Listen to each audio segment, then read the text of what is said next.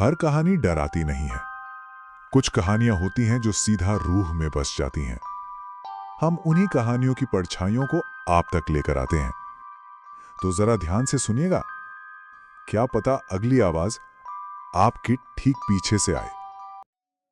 आज की कहानी एक ऐसे फ्लैट की है जो कहते हैं कब्रों के ऊपर बना था।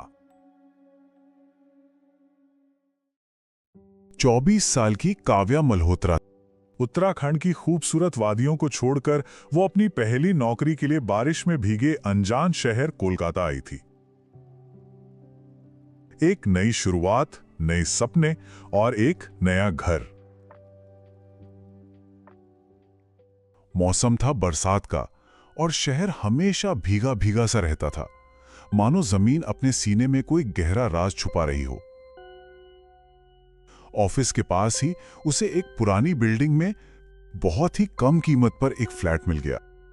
लेकिन एक सवाल उसके दिमाग में घूम रहा था, तो उसने मकान मालिक से पूछ ही लिया। माफ कीजिएगा, पर ये फ्लैट इतना सस्ता क्यों है?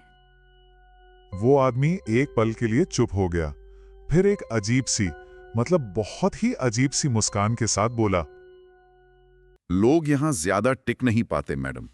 रातें अजीब होती हैं। खैर, ये लीजिए मैडम चाबी।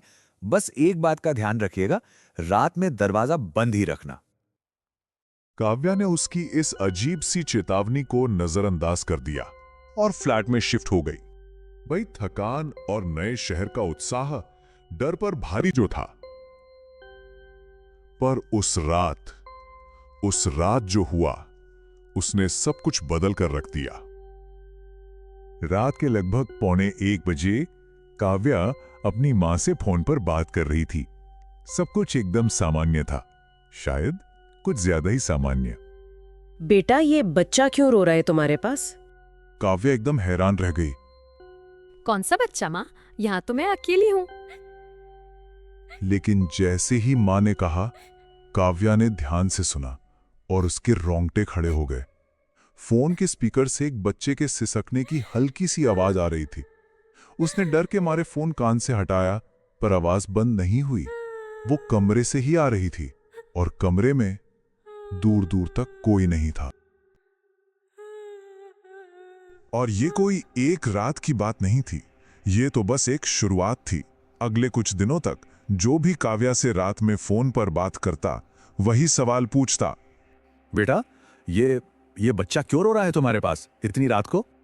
ये तुम्हारे घर से बच्चे के रोने की आवाज क्यों आ रही है? बेटा, ये आवाज कैसी है? तुम्हारे पास कोई बच्चा रो रहा है क्या? बड़ी अजीब सी आवाज है। धीरे धीरे वो आवाज और साफ होती गई और एक रस्म की तरह हर रात ठीक 1:13 पर गूंजने लगी। अब कहानी उस रात पर आती है जब शहर में कहर बरपा रही थी बारिश।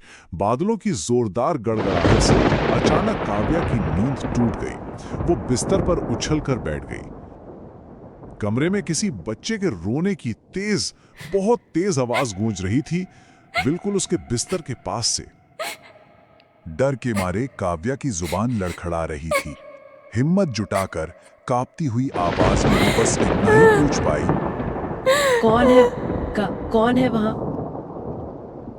रोना अचानक बंद हो गया एकदम से, और उस खामोशी को चीरती हुई एक पतली टूटी फूटी सी हंसी गूंजने लगी। और फिर काव्या ने जो देखा, उसकी आंखें फटी की फटी रह गईं।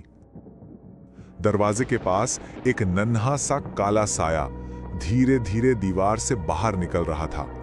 उसके पैर जमीन को छू नहीं रहे थे। वो हवा में तैरता हुआ सीधा काव्या की तरफ आ रहा था। काव्या की चीख पूरे फ्लैट में गूंज गई। उसने कांपते हुए हाथों से लाइट का स्विच ऑन कर दिया। साया तो गायब हो चुका था, लेकिन कमरे में लगे शीशे पर छोटे छोटे खून से सने हाथों के ताजे निशान छप चुके थे।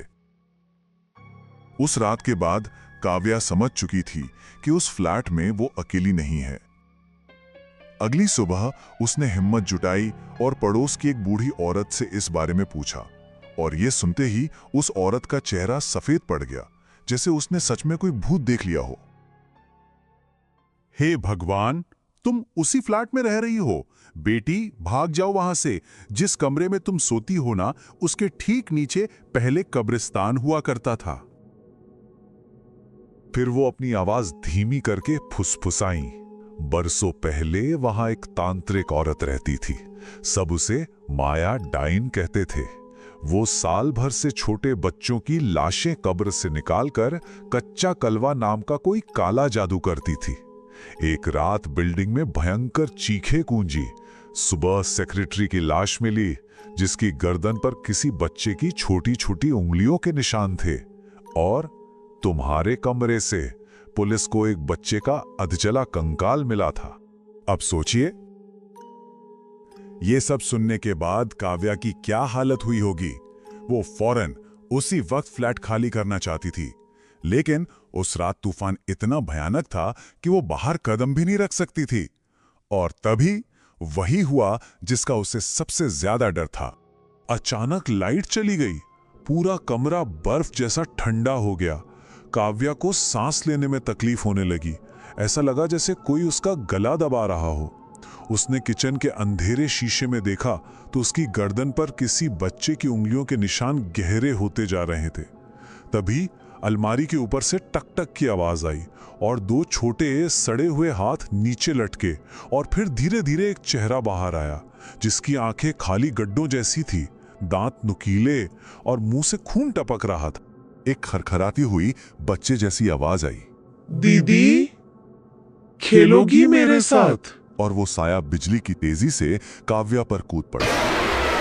काव्या अपनी जान बचाकर बाहर भागी।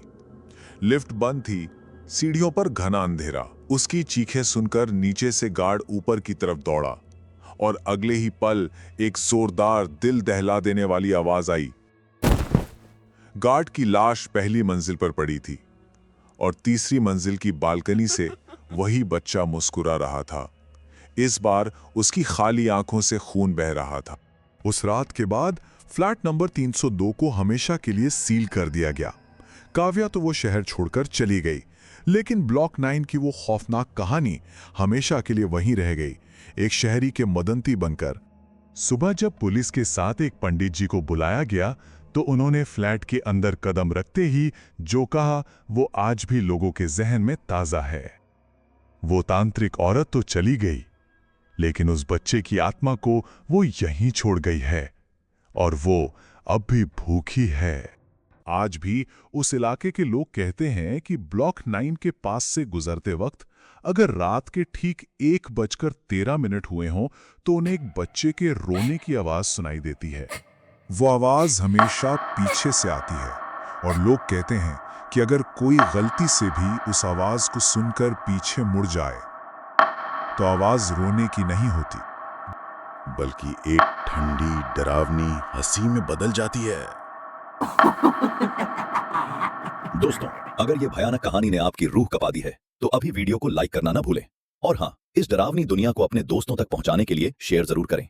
लेकिन रुकिए, क्या आपके पास भी कोई ऐसी अनसुलझी रहस्यमयी कहानी है, कोई भूत या अनुभव जो रोंगटे खड़े कर दे? हमें कमेंट्स में अपनी स्टोरी शेयर करें। हम आपकी सबसे डरावनी कहानियों को अगली वीडियो में फीचर करेंगे। तो जल्दी से कमेंट बॉक्स में अपनी स्टोरी लिखें, लाइक करें, शेयर करें और सब्सक्राइब करना ना भूलें। मिस्टीरियस स्पॉट पर मिलते हैं अगली भयानक रात को।